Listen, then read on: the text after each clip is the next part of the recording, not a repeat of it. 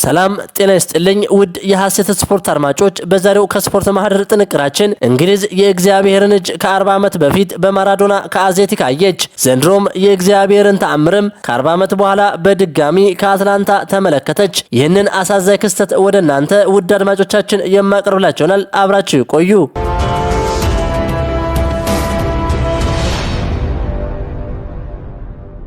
እንግሊዝ ፈርዶባት የእግዚአብሔር እጅን ከ40 ዓመት በፊት በማራዶና ከአዜቲክ ስቴዲየም አየች። የእግዚአብሔር ግራግር ተአምርንም ከ40 ዓመት በኋላ ከአትላንታ ተመለከተች። ጉራውም ተንፍሷል፣ ወዳልጋው የተሸኘውም ተለይቷል። ሰላዩም ከምትሃቱ ፊቱ ጭንብላቸው ተገልጧል። እግር ኳስ ድሮም ቤቱ አልነበረም፣ በቀጣይም ካልነበረው ቤቱ አይመለስም። እግር ኳስ ንጉሱ አንድ ነው። አልጋውም አመለኛ ነች። ከተአምረኛ ውጭ አታስተኛም። ለአንጣፊነት እንኳ እንድትበቃ ከስንፈተ ግርዶሽ መላቀቅ ግድ ይላል። እግር ኳስ የሜሲ ነው፣ ሜሲም የእግር ኳስ ነው። ተአምርም የሜሲ ነው፣ ሜሲም ተአምር ነው። ምትሃት የሜሲ ነው፣ ሜሲም ምትሃት ነው። ውበትም መገለጫው ሜሲ ነው፣ ሜሲም ጆጎ ቦኒቶ ነው። የጉራ ነፋስ አባት ደግሞ እንግሊዝ ነች። ጨርሶ ሳይጎሉ መሸለል መጨረሻው እንግሊዝን መሆን ነው። አርጀንቲና ልባም ነች። የውበት መልኳ የንጉሷ ነው። የፎክላንድ ጠባሳ በኤልዲያጎ ሃንድ ኦፍ ጋድ ተሽሯል። የእንግሊዝ ሚዲያ የጅምላ ጉራ አርማዳ ደግሞ በሜሲ ተንፍሷል። ወዳልጋው የተሸኘውም ማን እንደሆነም ተለይቷል። ንጉሱ ግን በእግር ኳስ ከፍታ የወርቅ አልጋው ላይ ዛሬም አለ። የምትሃተኛው የንግስና አልጋ አመለኛ ነች። ያላንድ ተአምረኛ እንደማታስተኛ ለሚጠራጠሩት ጨለምተኞች ማረጋገጫውን ልካለች።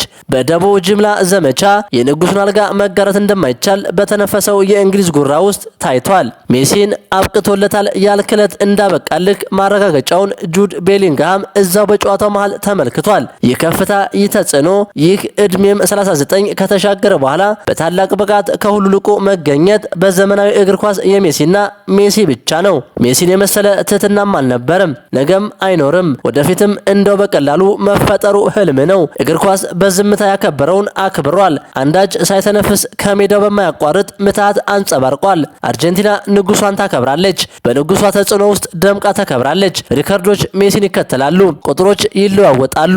ጎሎች ይቆጠራሉ። ዋንጫዎች ይሸነፋሉ። አሲስቶች ይሰግዳሉ። ጉራዎች ይተነፍሳሉ። ከእርሱ ተቃራኒ የቆሙት ሁሉ ሰበብ እየደረደሩ ይኖራሉ። በየመድረኩ ይናዘዛሉ። ይህንን ተአምረኛ አርጀንቲናዊ ቃላት ፈልጎ ተጠቦ መግለጽ ከእንግዲህ አይቻልም። እንግሊዝ ሜሲን ገጠመች። ከጨዋታው በፊት እላፊ ጎረረች። የሶስቷን አብስት ቀረርቶ ከአትላንታ ተነፈሰ። ሜሲም ኢንግላንድን ረታ። የጥፋተኝነት ራዳሩም ወደ ጀርመኑ ሰላይ ዞረ። አርጀንቲናን ያቃለሉ ምላሶች ሁሉ ኳሻቸው ተሰበሰቡ። ጆኮልና መሰል ጥሩምባዎችም እንደተጠበቀው ተገልብጠው ኃጢያቱን ለእንግሊዝ ተጫዋቾች እንደ ቅርጫ ሊያከፋፍሉ ዘመቱ። አይን ግራ ቀኝ የበዛበት አርጀንቲና በልባም የጽኑ ኮከቦቿ ዛሬም በከፍታ ምን መስራት እንደምችል አረጋገጠች። በመጀመሪያ አጋማሽ ዳና ዋይት የሚመራው ዩኤፍሲ የመሰለው እርግጫ በሁለተኛ አጋማሽ ወደ እግር ኳስ ጨዋታ ሲቀየር እንግሊዝ ጁዶ ዘለላዋ ላይ ቀረች። የማችለውን ውበት ከውበት ሞናሊዛው ፊት ደፈረች። ቤሊንግሃምን ከሜሲ ያነጻጸሩ የእግር ኳስ ስንፈተ ግርዶሽ ተጠቂዎችም ተሸማቀው ጠፉ። አርጀንቲና እንግሊዝን ነፍሷ እስኪወጣ አስጨነቀች። ቱሄል ግራ ገባቸው። በጎርዲን አጋጣሚ ጎል ሿሿ ወደ ዓለም ዋንጫ ፍጻሜ ለመሻገር በምኞት የባዘነው እንግሊዝም ከሜሲ ተአምር ፊት ተቀጠቀጠ። የቶፊሱ ፒክፎርድ ጀገነ። የማያባራው የአልባሴቶ ልባሞች ወረራ እንደምን ጊዜውም ፍሬ አፈራ። ሜሲም ከድንቅ ተጽዕኖው ጋር በአሲስቶቹ ነገሰ።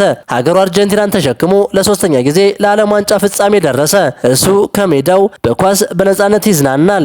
አይናገርም፣ አይፎክርም፣ አያወራም፣ አይጎዳም። አለሁ አይልም። ድሉ ለሀገሩ ነው። ክብሩ የጓደኞቹ ነው።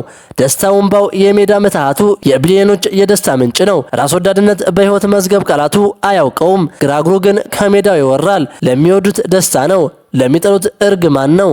ልቦና ካለህ ጆሮ ከሰጠህ ማየት ማሰላሰል ከቻልክ በእግር ኳስ ትደሰታለህ። በተአምሩ ትገረማለህ። መቆሚያ ማለቂያ በሌለው ማጅኩ ትመሰጣለህ።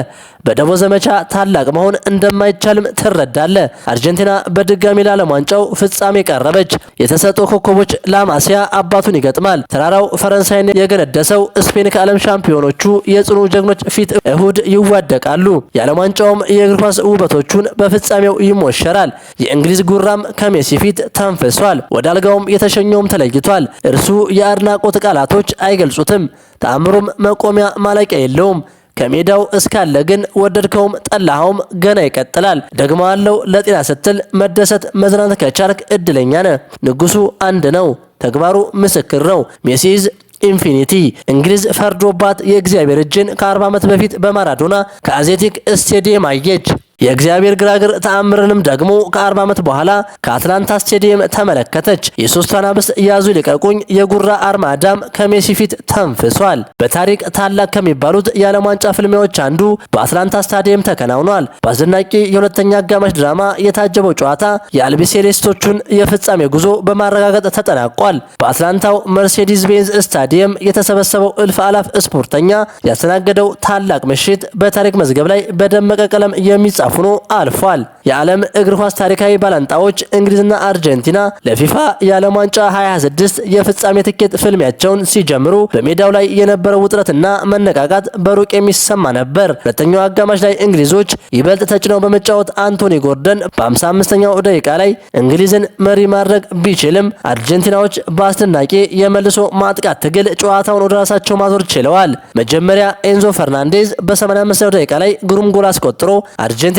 ወደ አቻነት ሲመልስ በመጨረሻው የጨዋታ ደቂቃዎች ላይ ተቀይሮ የገባው የኢንተር ሚላኑ አጥቂ ላውታሮ ማርቲኔዝ በ92ኛው ደቂቃ ላይ ያስቆጠራት አስደናቂ ግብ አርጀንቲናን በቀጥታ ወደ ፍጻሜው አሻግራለች። ዳኛው ጨዋታው መጠናቀቁን የሚያበስረውን ፊሽካ ሲነፉ ታሪካዊ ፍልሚያ በአርጀንቲና 2-1 አሸናፊነት ተጠናቋል። እንግሊዝ ለዓመታት የናፈቃትን የዓለም ዋንጫ ህልም በዕለቱ በመጨረሻዎቹ ደቂቃዎች ድራማ ስታጣ፣ አርጀንቲና ደግሞ ለሁለተኛ ተከታታይ የዓለም ዋንጫ ዋንጫውን ለማንሳት እሁድ ዕለት ከጠንካራዋ የሉዊስ ደላ ፎንቴን ስፔን ጋር የምታደርገውን ታላቅ ፍልሚያ ተቀላቀለች።